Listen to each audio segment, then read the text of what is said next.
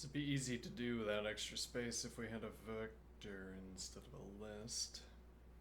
But we don't have a vector instead of a list. If I make a vector, I use extra space.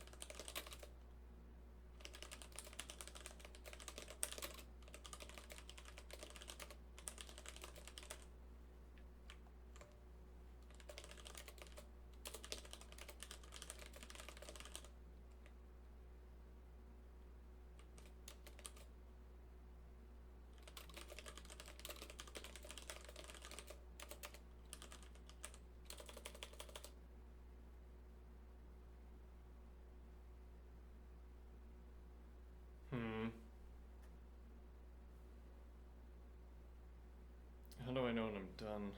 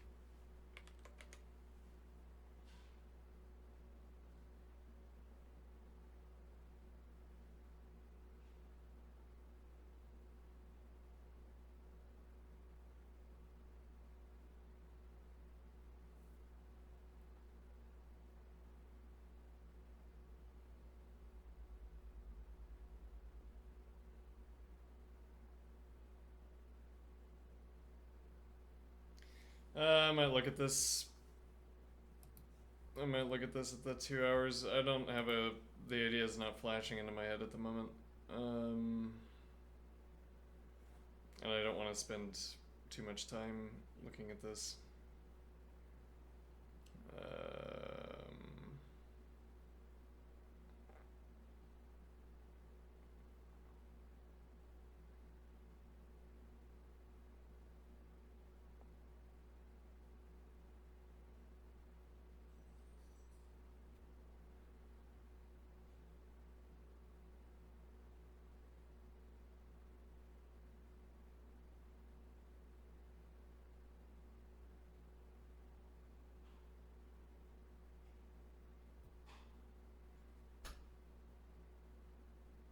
be ideal. Let's see.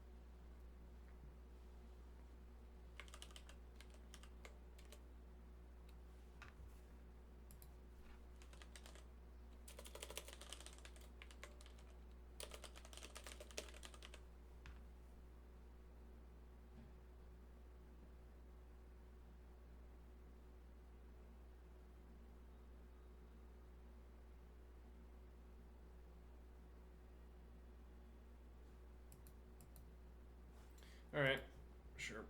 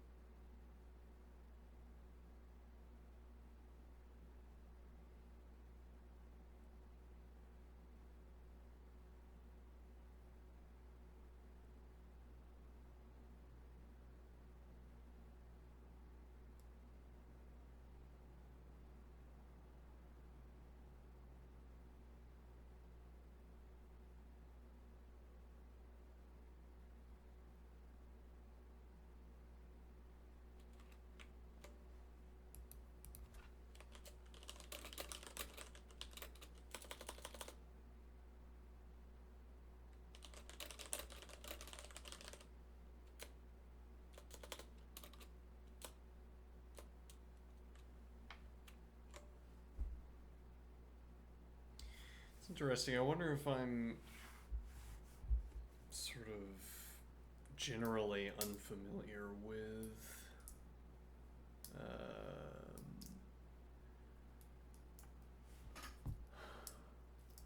sort of other directed communication. Nigh 100% of my sentence construction has been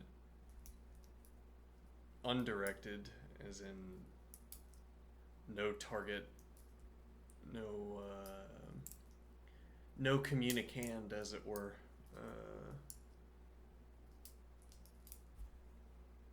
Or directed towards an interlocutor that I am also voicing. So my ability to, like, my practice in actually, it's not that I'm unpracticed in speaking, but rather that I am specifically unpracticed in speaking to anyone else, because, to reiterate, something like 100% of my communication is directed towards something other than an actual interlocutor. So now I don't struggle to construct sentences with proper grammar, nor do I struggle to express myself in my own terms, but when I'm asked to come up with a way of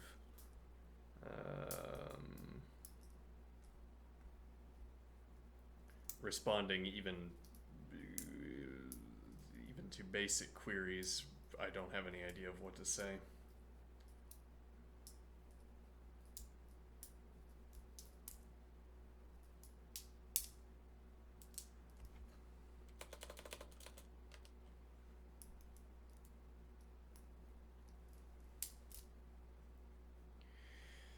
This question that we're asking here comes down to asking how much lattice work do I have to do here. Though also a related question of whether laziness on my part is cumulative. What do I mean?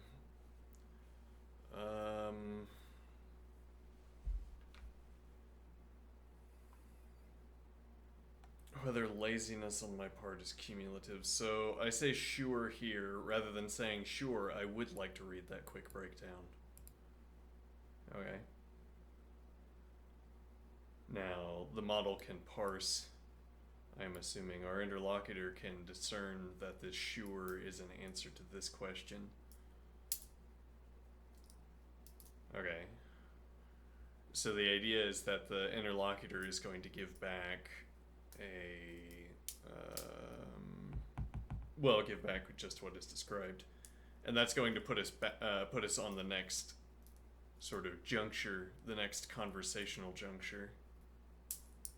Now I could refine the request. I could say sure, but restrict the description to restrict the elaboration to, I don't know, terms I would understand based on my limited computer science education, e.g. And that would refine the response that I get back. Okay.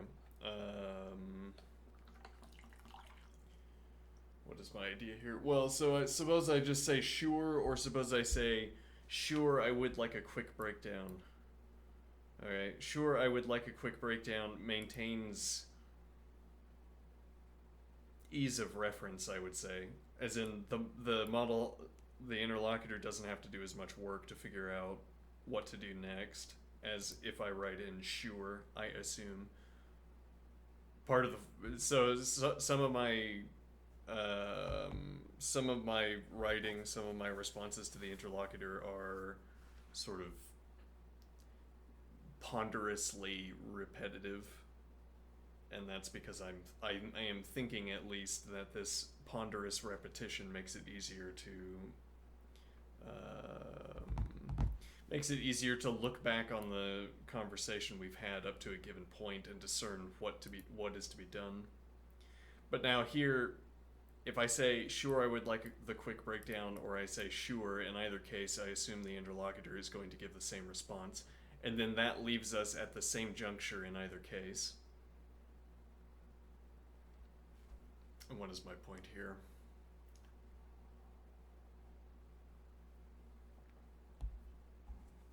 If I have a concern about a kind of drift of context where I'm not contributing enough to the unfolding of the discussion, and so yeah, well, we're holding the topic of the conversation between us. I have my hand reached out, the interlocutor has the other hand reached out. Okay, and we're pushing into each other's hands, and there's a kettlebell. Okay, and we can't lock our fingers for whatever reason in this example. We just have to push our hands together. All right, and if I get lazy, then we're going to drop the kettlebell. All right, I don't know what work that analogy is supposed to be doing, but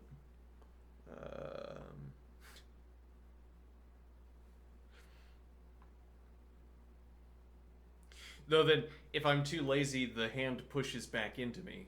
Okay, and I have less of a decision-making role in what it is that we're talking about. Yeah, never mind. All right, sure. I would like that quick breakdown.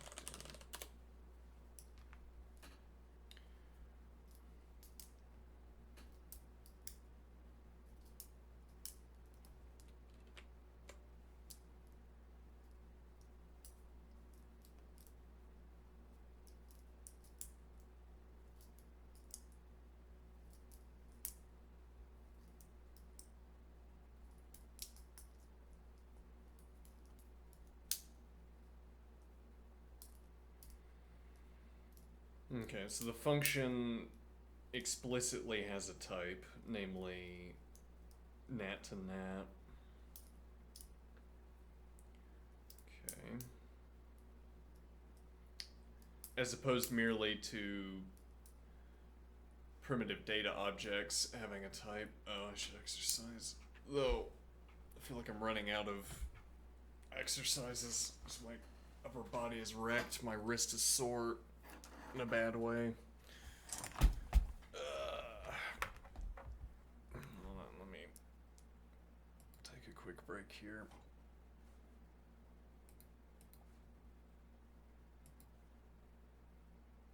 Yeah, I'll be right back.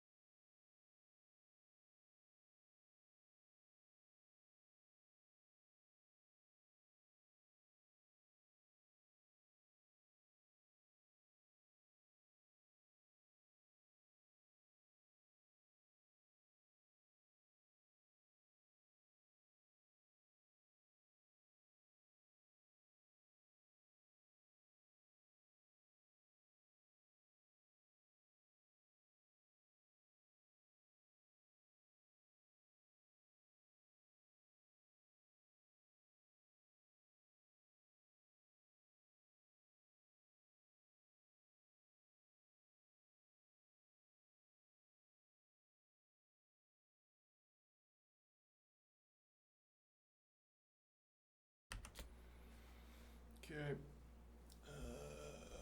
Let's see.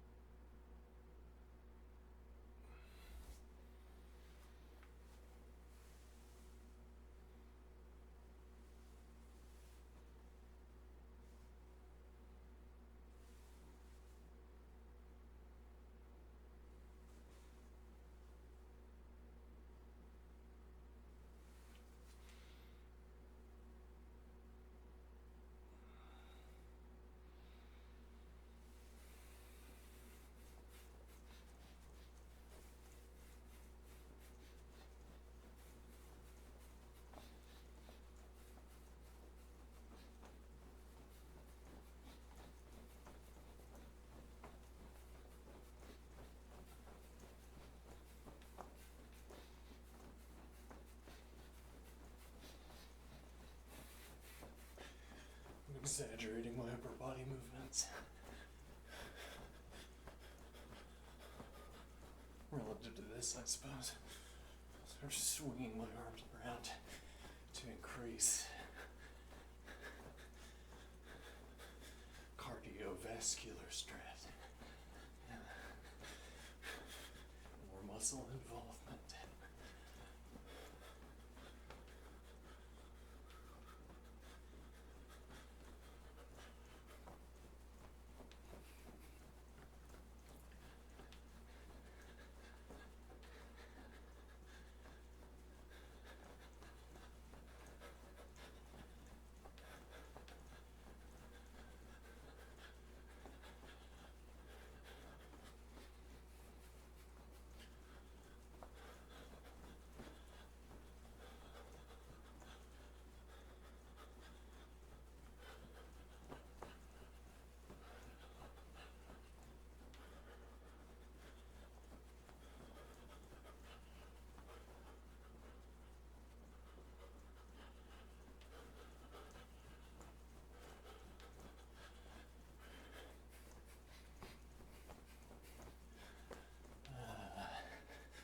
Won't go into details here, but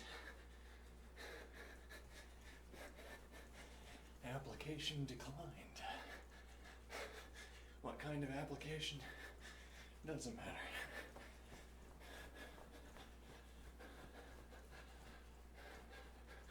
We live in an era of zero privacy.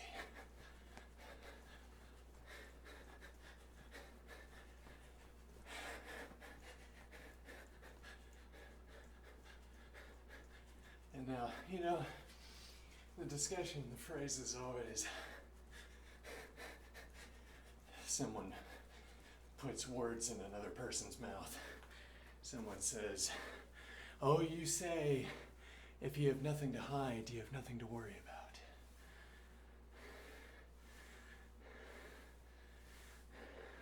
Person A says of person B, "You say, if you have nothing to hide, you have nothing to worry about." And person A says, "But I have principles. I value my privacy."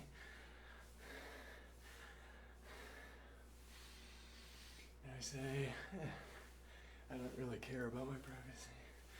I don't do anything with my privacy. As it were, there aren't any, as it were, legal activities that I would nevertheless want to hide. To the extent that I value my privacy, it's in not getting my identity stolen or my bank account emptied or whatever.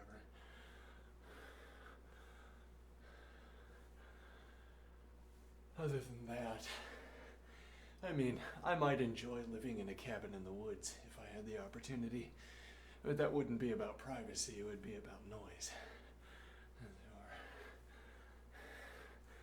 And now what is my point here?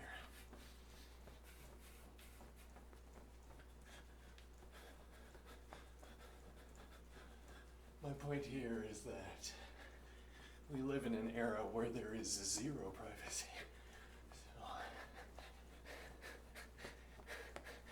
you might expect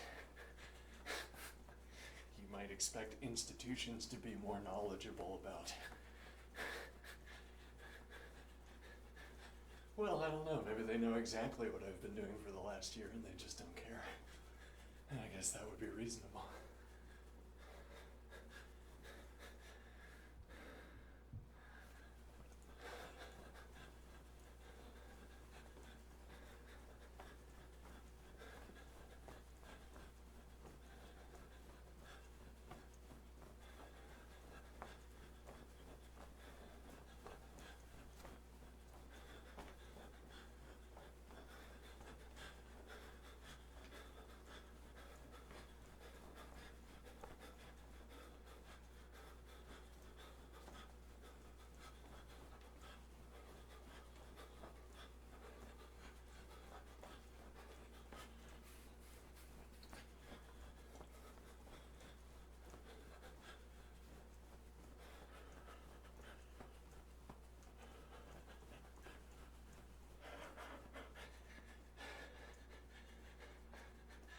Yeah,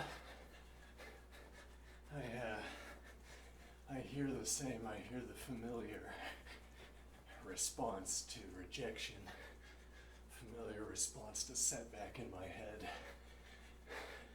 which is grim trigger. Grim trigger 100% of the time.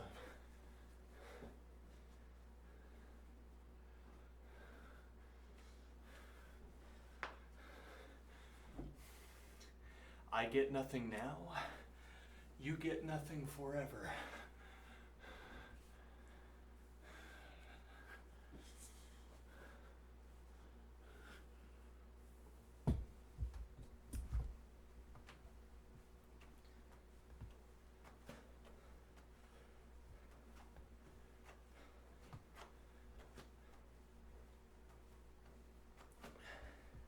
A dubious phrase.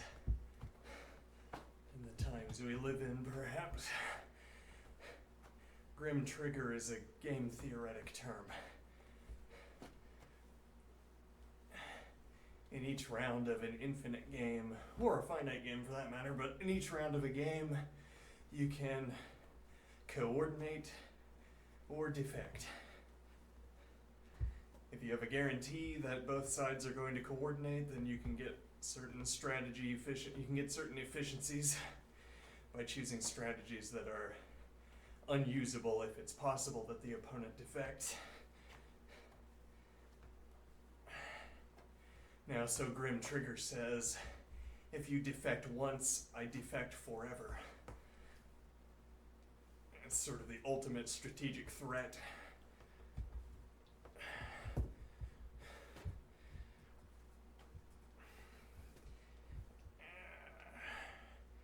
An applicable description, I think, for my attitude towards,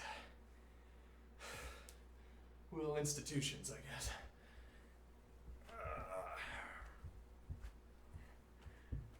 No now, no never, no forever.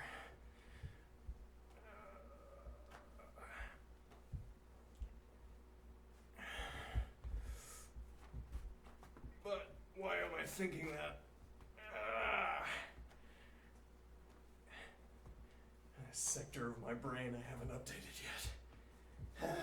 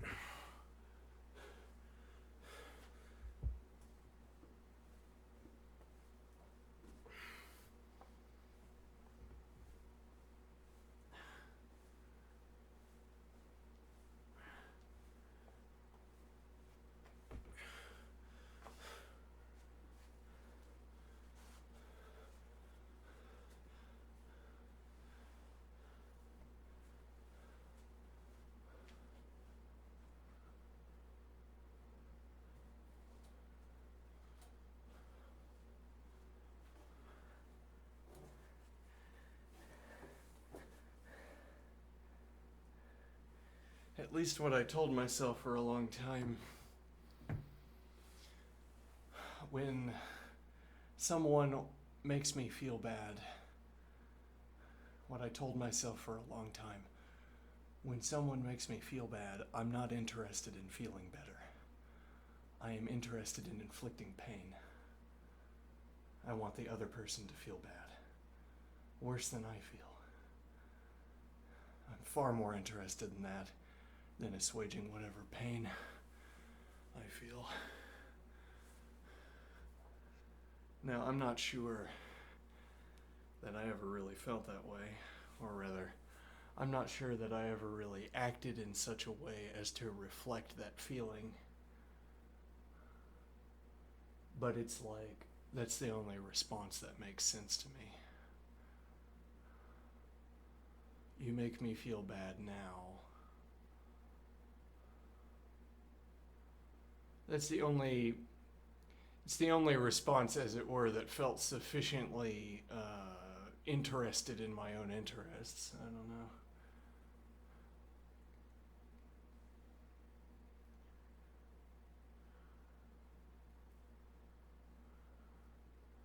It's the only response that feels sufficiently manly.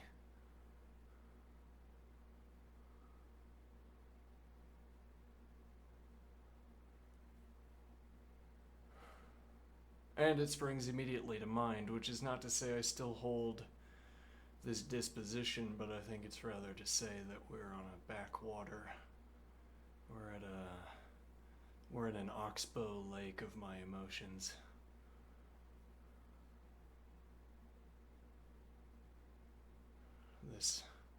This oxbow lake needs an enema.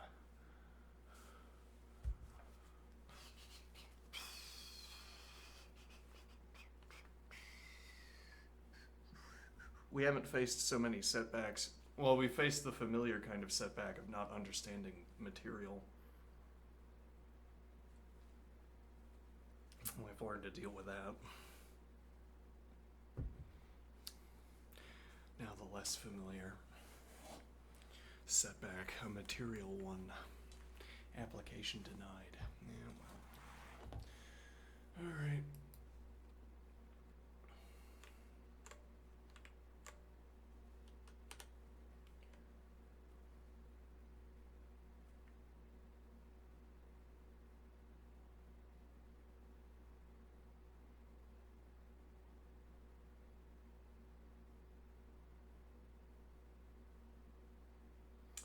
Alright, so function signature, let's see, is desugared into a full type. Lean internally sees this as a function from nat to nat.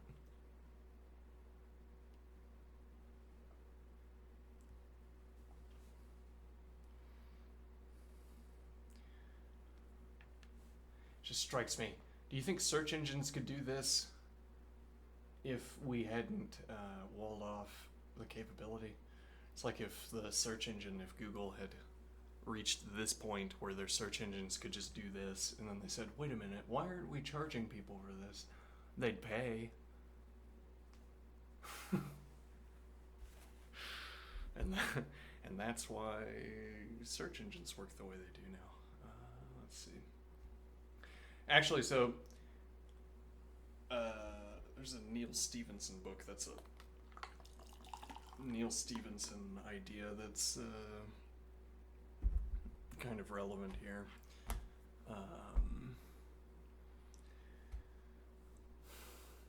In Fall, the book Fall, people have sort of curated information feeds. Well, so it's a fascinating idea. Start of the book, so it's not much of a spoiler. Though, I guess it is sort of a spoiler for that first part of the book, but nevertheless. Someone fakes a nuclear bomb. Someone fakes a nuclear strike. They target, they sort of cordon off, as it were, an already low population area of the desert and they cut all communications out of that region of the desert, and they roadblock, and then they flood the internet with news that that region has been struck by a nuclear bomb.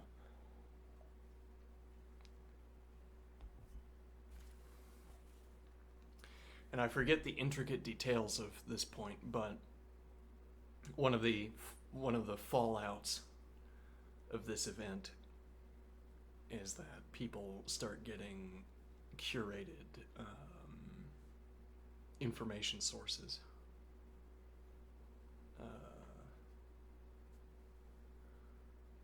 Like, if you don't pay for a curated information source, you succumb to brain rot immediately. Or you don't have an information source, in which case you're destitute.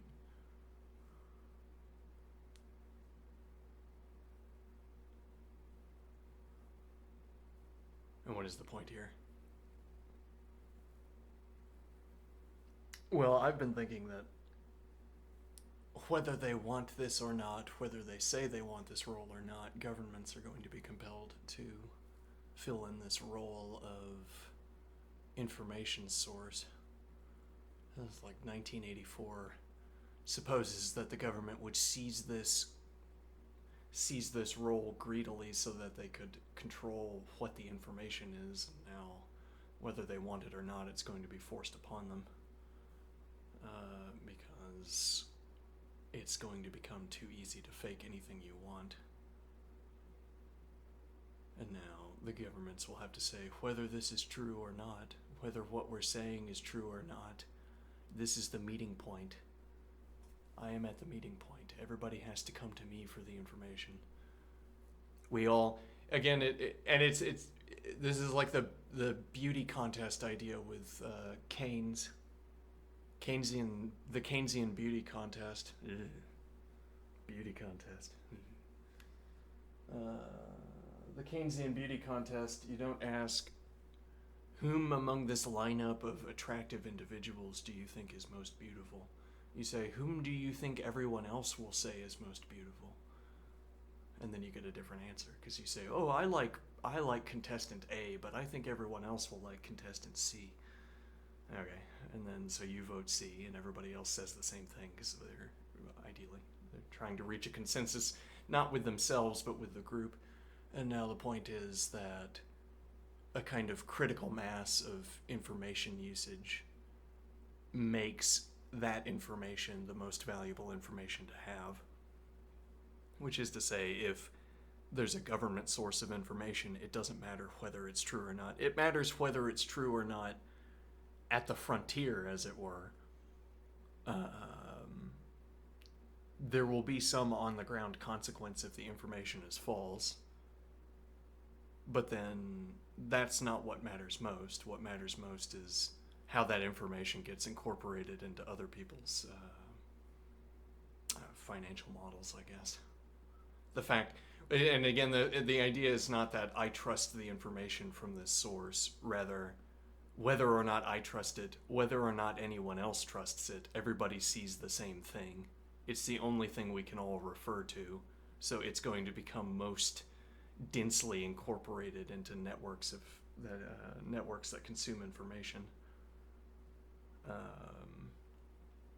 So what is the supposed idea here? Models could also serve that function. Language models. Search engines, for that matter. But I asked the model a question and it has the truth. TM. Anyway. Function signature is desugared into a full type. Lean internally sees this as a function from nat to nat, i.e. add1 has the type nat to nat. So functions have types, and I was about to say that my naive understanding of types has fallen out of my more or less delirious wanderings, considerations, where I say, well, talking about like compound objects. Okay, a compound object has component objects. Okay, a compound object is of such a type that is composed out of component objects. All right, so I say a car. That's too complicated. A pulley, all right, is composed out of type rope and type whatever wheel thing. Okay, and then the rope is simple enough, or it's not. It depends on what our practical purposes are. We can either wrap the rope in a sort of a logic barrier, as it were, and we say we don't need to know any of the details about the rope further in. Or we could say, no, the rope itself is a compound object. Its component parts are, the rope is of a type that it is composed out of component parts, and those component parts are threads or whatever. And then similarly with the wheel, we could say we wrap it in a logic barrier and it doesn't have any subtypes, which is to say when I define the relationship between the rope and the pulley wheel so as to describe the simple machine of the pulley, I don't need to reference anything. All of my defining is done at the level of talking about the interaction between the rope and the wheel.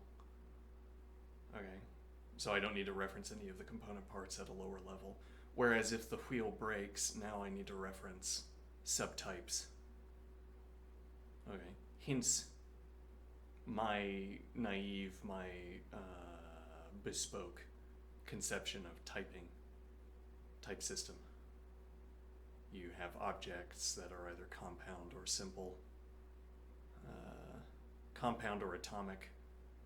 Compound objects are such that they are composed out of subtypes.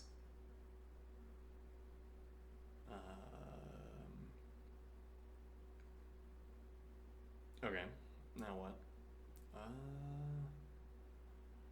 Let's see here.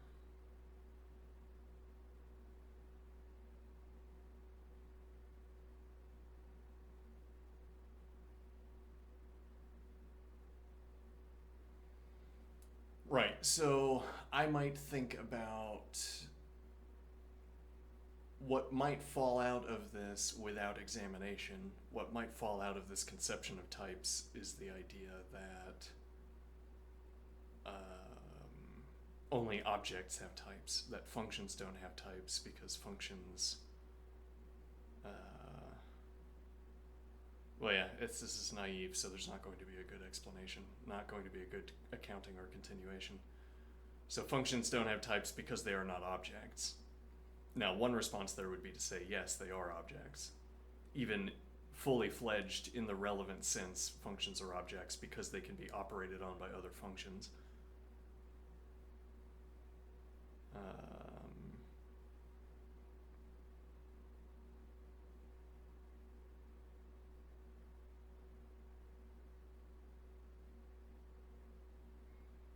Well, okay, so add1 is nat to nat. That is, lean assigns add1 the type nat to nat. So the full signature is add1 nat to nat. Okay. Function body becomes a lambda expression. The definition part in taking in nat and within adding one to n is parsed internally. So the definition part as opposed to everything that precedes it. So def add one. This is merely name declaration that we're entering into a definition and then the name of that. Name of the upcoming function here, function. So this says a lambda expression. So this is like an anonymous function, except that it's not anonymous because we had def add one up here.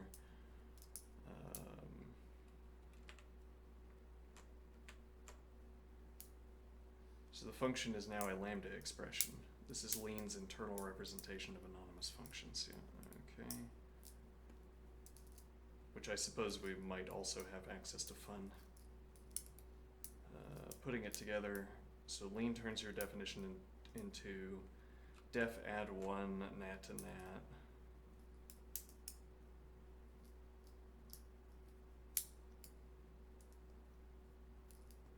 Function taking in, which is a nat, and performing. So I assume the even more, well, actually, I don't know. This could literally be what it does, in which case, no, there would not be an even more explicit version. Though, notably, well, this is also a syntactic transformation. If we go up here, if we're merely syntactically transforming this expression, this nat, this extra nat, would be here.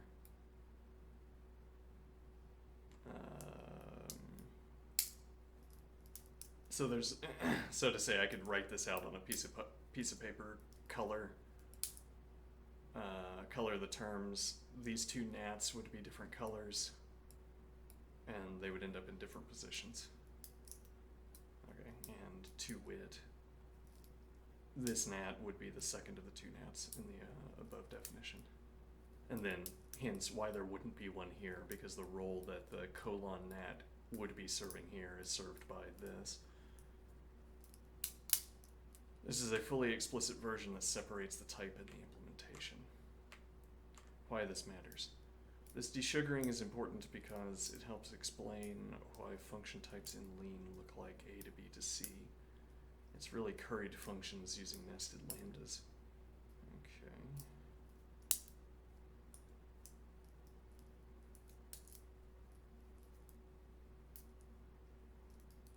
It's really curried functions. So curried functions are where you pass arguments, and like you could have a sort of partially argumented function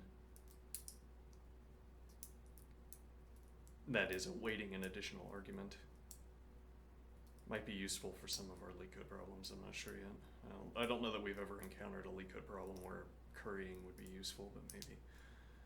But so you have the function that sits and waits, or that waits until you can provide it an additional argument before performing any evaluation. Here, it helps explain why, so this desugaring, the full-fledged definition, helps explain why function types in lean look like A to B to C. It's really curried functions using nested lambdas. Let's see. Shows why you can define multi-argument functions without parentheses.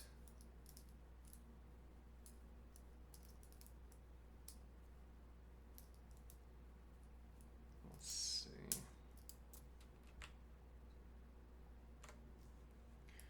So for instance, def add AB multi-argument functions without parentheses. Like here.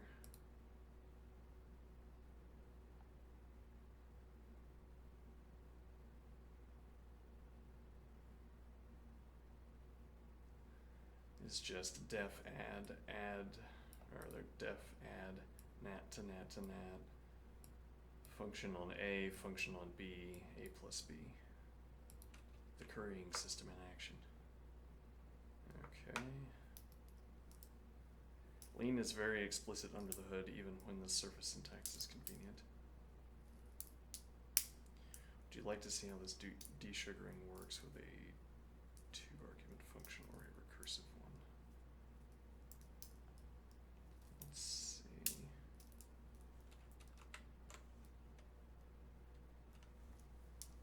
So this is asking me to look under the hood.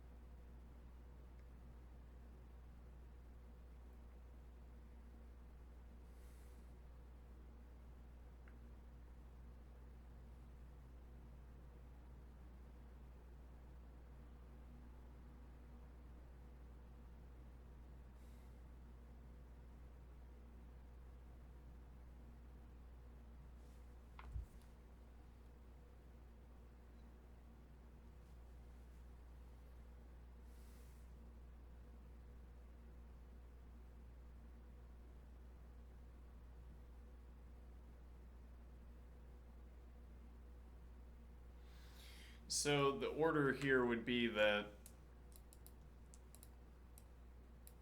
my strange quantification scheme in my head wants to say that A is a value, so we could be like, A is not any value that you feed in first, as in A is some specific value. But in this case, A would be whatever value you feed in first.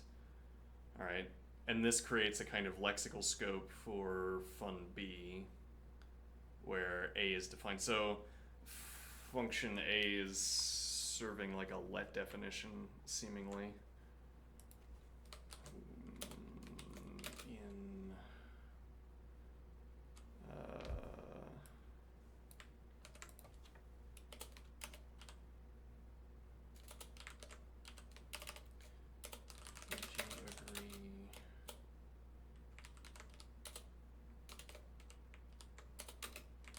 Would you agree that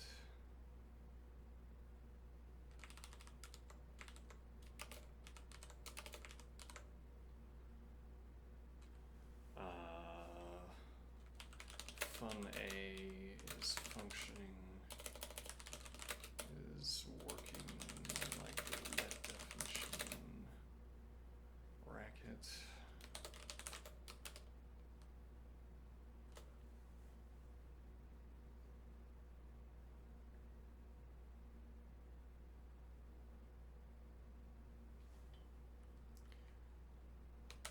There is literally a currying function, currying primitive function in Racket.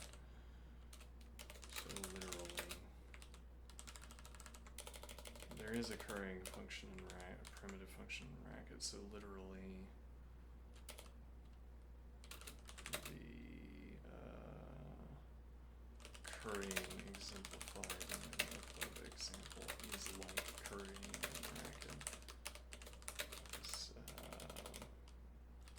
there any critical difference between the structure and establishing lexicals?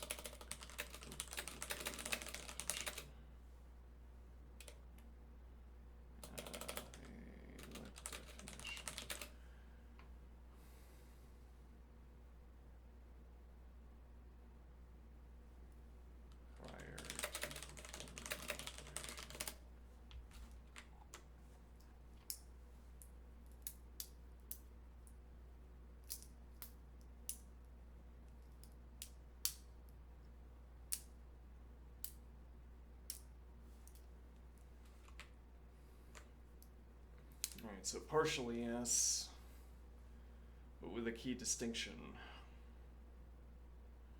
Both let in Racket and fun A in lean bind a variable to a value or expression, but in lean fun A into is function abstraction, not binding plus evaluation like let.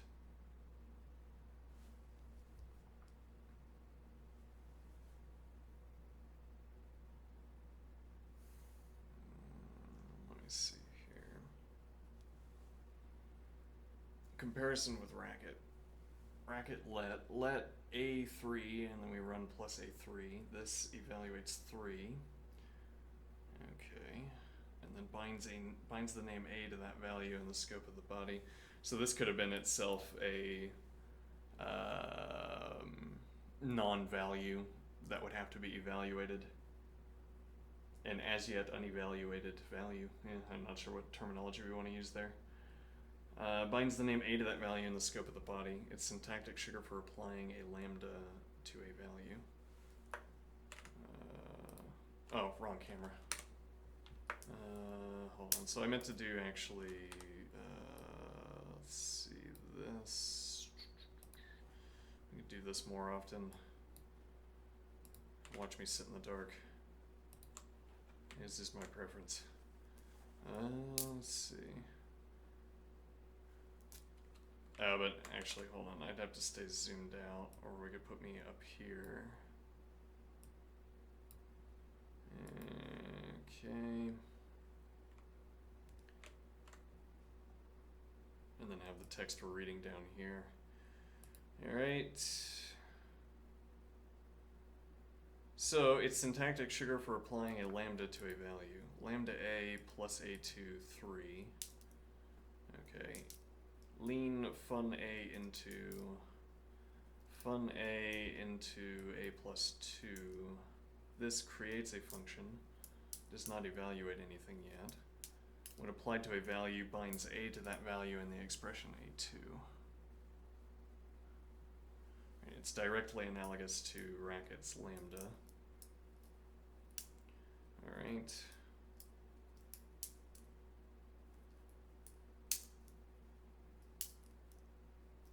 So this squiggle indicator has a technical meaning, if I recall correctly, that might be being used here. So sometimes it means approximately equal, almost equal to, approximately equal to. Yeah, okay, fine.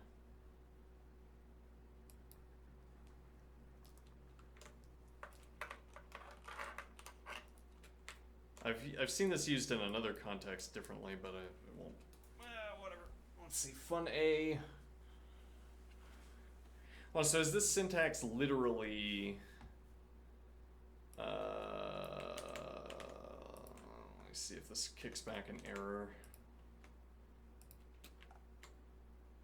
Function expected at 1. Term has type im1434. A synthetic whole, or synthetic placeholder, which stands for an unknown term that should be synthesized using tactics.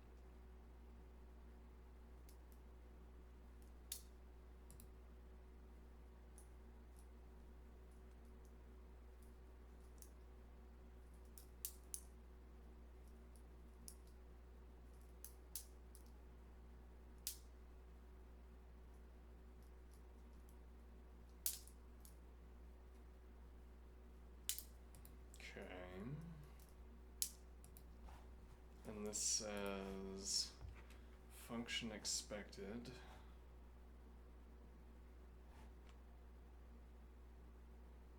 I'm not sure what that means, what I should be taking away from that.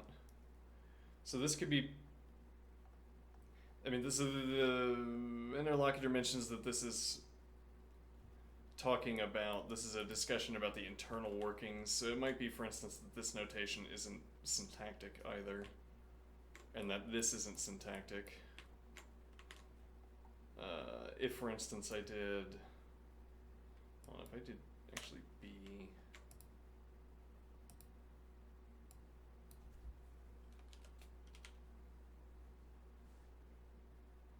no, so it is expected.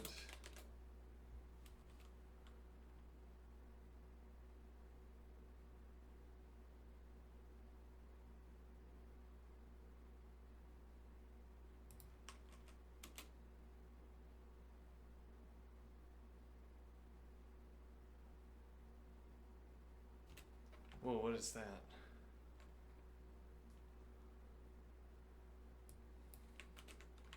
Is that an extra curly brace I don't know about?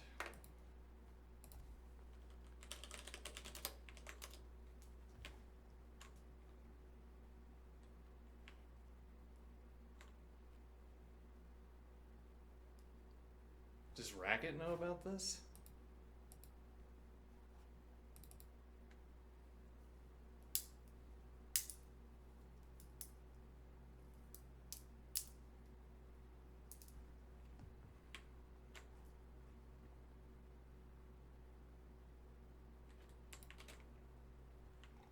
No.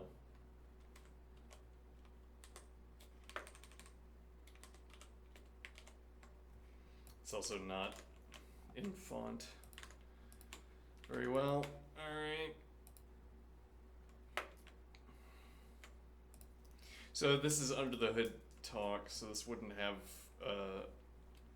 over the hood meaning, a super rosa meaning.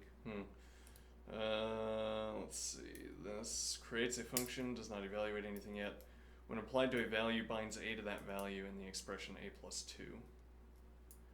It's directly analogous to Racket's lambda.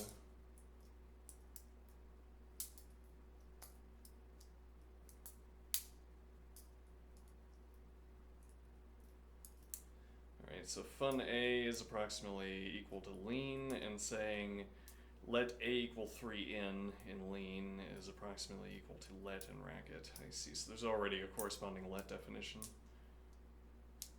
Let is binding and evaluation. Eager assigns a name to a value in a scope. Fun or lambda is abstraction, creates a function to be used later. I see. In lean, you can write a let binding, let A be 3.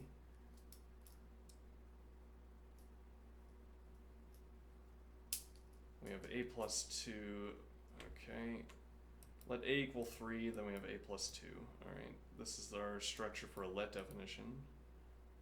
And this would return 5, presumably, though we don't have to ask. Let's see, let. Actually, I'm not sure we can write that out in the open, we'll find out. Yeah, no, that doesn't like this way. Unexpected token let. Expected to command. So we would need, this would need to be in context, though that's not the case in Racket. Let me look up.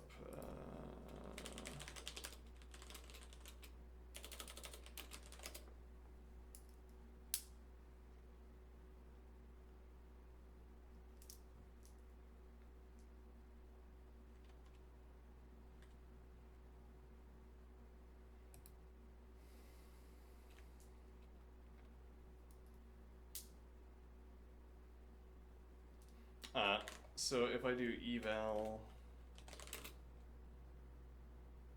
and then I say let a 3, okay, but that's not going to evaluate.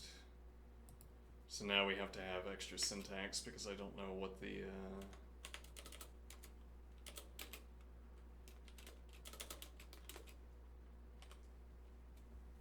I don't know how to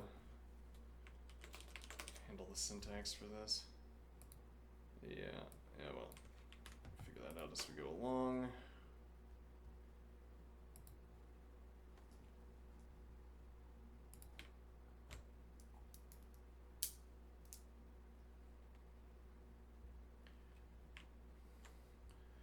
Alright, so in lean you can write a let binding, but in a function definition, you're building a reusable transformation, not doing local evaluation. And the point would be that this is binding the variable a.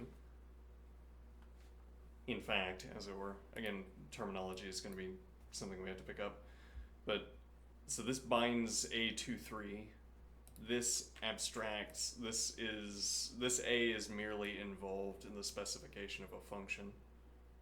So this could be any value that would be fed into the function.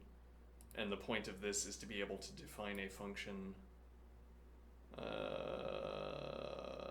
to define the operation of a function, whereas this is defining the value for a so that when we feed a into a function, it has a particular value.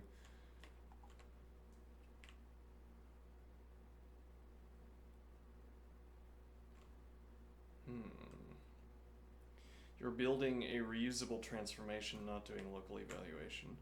You're absolutely right that the currying structure is similar in Racket and lean, but fun a into is not a let, it's a lambda, a function constructor, I see. The difference is that let introduces a name for an evaluated expression, while fun creates an unevaluated function with a parameter.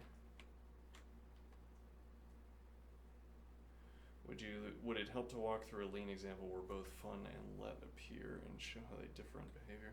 I think we will get to those examples later in the book. Hold on, I have to take a quick break. Anybody in chat? Nope. Alright, let's see. We're back.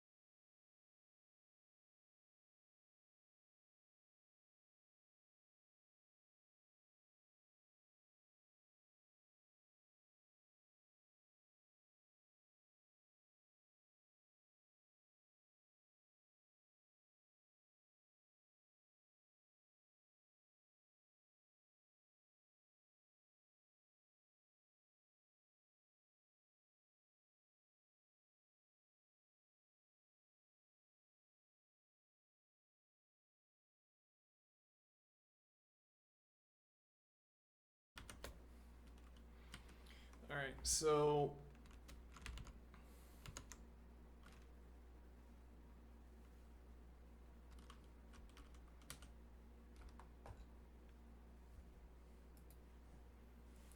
let me see here. Do a little bit of reflection on how reading this book with our interlocutor is going to work.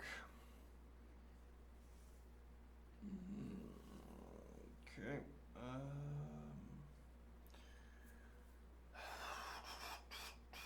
So there's a hazard that we get. There's a hazard that out of either courtesy or curiosity, we end up pursuing side branches too eagerly. Which is to say that we have not yet learned, we've only just learned how to define a function, and now we're wondering about cases where fun and let appear and show highly different behavior. Now, one point is that as I imagine the inner workings of our interlocutor, as I imagine with people as well, strangely, if this routing, so whatever's at the bottom is our interlocutor, let's call this the interlocutor's suggestion for how we should proceed. All right. The interlocutor's suggestion for how we should proceed is going to reflect a latent capacity to follow up on a conversation. Similarly, if I'm talking with a person and the person says, hey, that sounds interesting, we should keep going in that direction, then I'd think that this response conceals a latent capacity to continue the conversation in that direction. Or reveals, rather, not conceals. Yeah. So what is my point here? Well, so as with any kind of discussion, any other kind of discussion, there's a hazard that our interlocutor keeps saying, hey, I know how to continue the conversation in this direction, we should go over there. And I keep saying, you know what? Sure, let's go over there. And then we might be learning something relevant, but what we're not doing is cleaving to the structure of the book.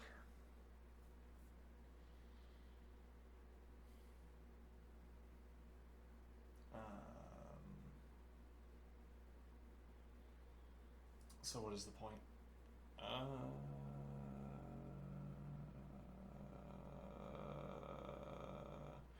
We might have to resist some of these suggestions.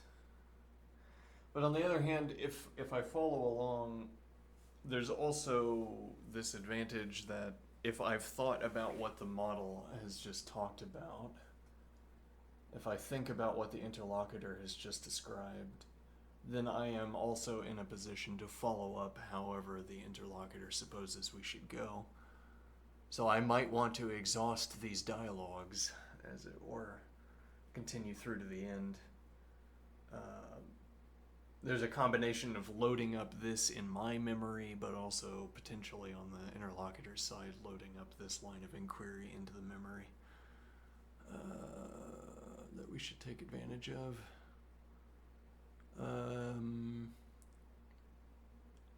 For now, end of session, but we'll maybe come back and do this after lunch.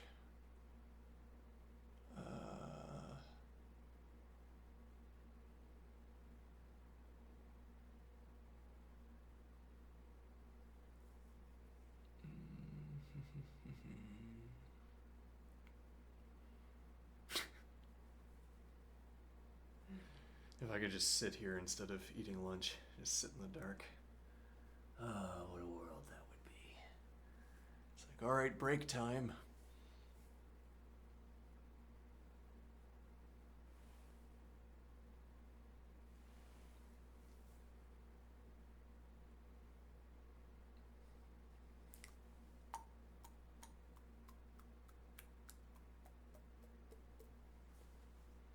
All right.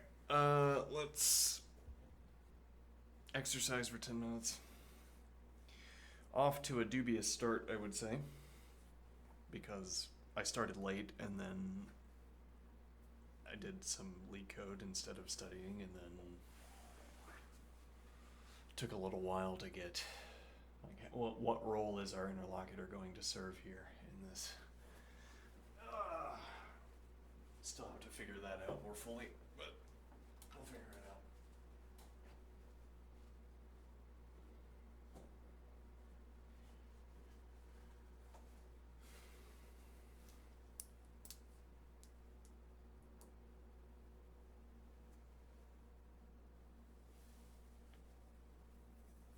How is my wrist feeling? Let's grip a pencil. How does that feel? Probably fine. I don't know if I want to do Tai Chi unless like this. Sure, we'll do like that. Okay.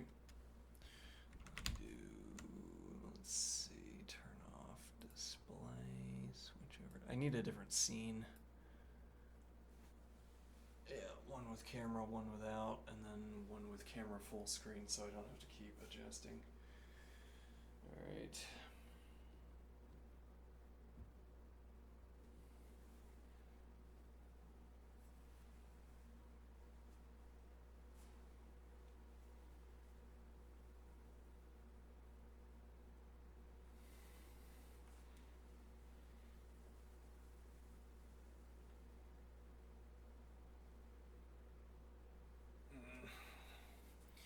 Adjust the camera back. A little bit lopsided, but whatever.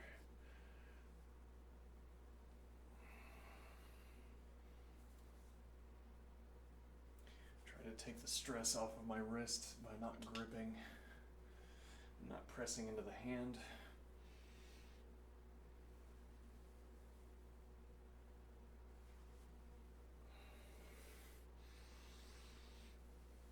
Exercise will be a little bit lopsided, but that's okay for a few days, I think.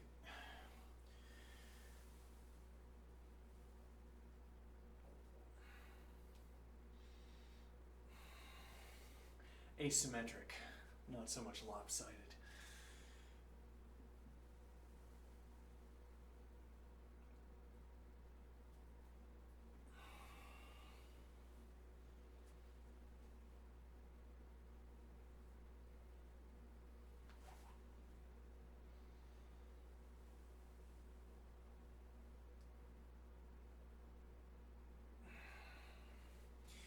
I wonder why there were so many Racket solutions today.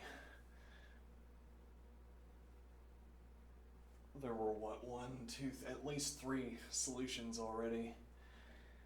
I think 3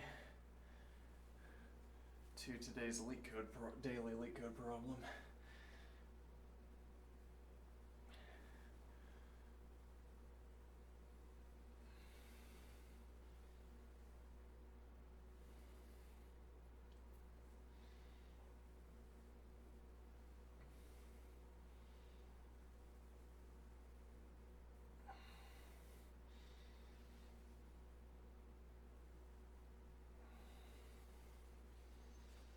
We'll try vectorizing the input.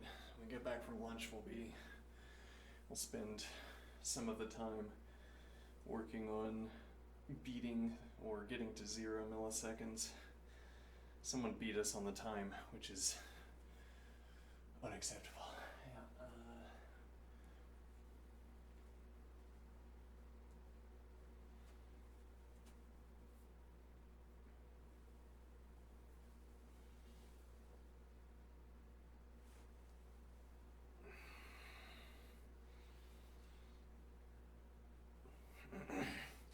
So we'll start by vectorizing the input, and then, well, that just immediately gives us our hash table. Instead of cycling through the list to build a hash table, we just start with a vector. Yeah, and then, let's see, that should be faster. It's not 01, so we'll try to figure out, or not, it's not 01 for space, it'd be 2N. well, rather, it's not in for space. O1 extra space, it would be in extra space, because we would have an entire additional vector, and we have to build the output list, which means that at the end of the process, well, until garbage collector picks up the input list, we would have 2 in, and we would start building the third list, or this, yeah, we'd start building the output list, in which case we're building up above 2 in. Garbage collector picks up num, which brings us back to something above 1 in, and then at the end of the process we're at 2 in. Whereas, well, if we made our, if we made a kind of book algorithm that cycled left and right through the initial list as required, yes, if we deployed our glorious book algorithm, yeah.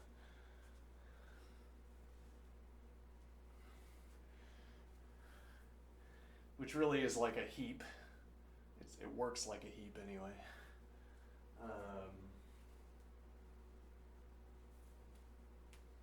Kind of.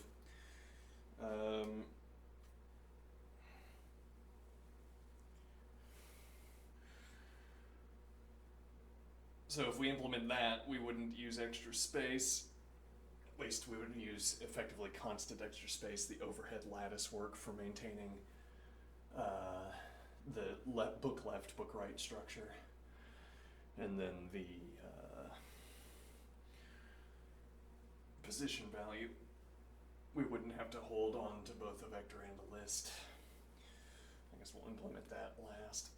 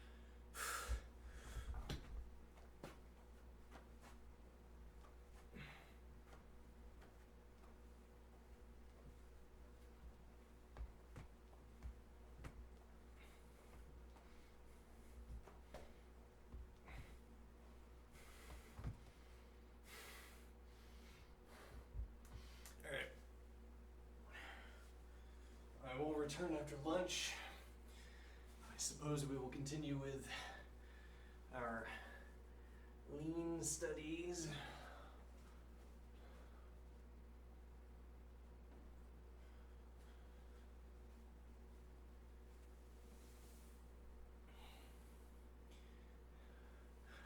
And then we will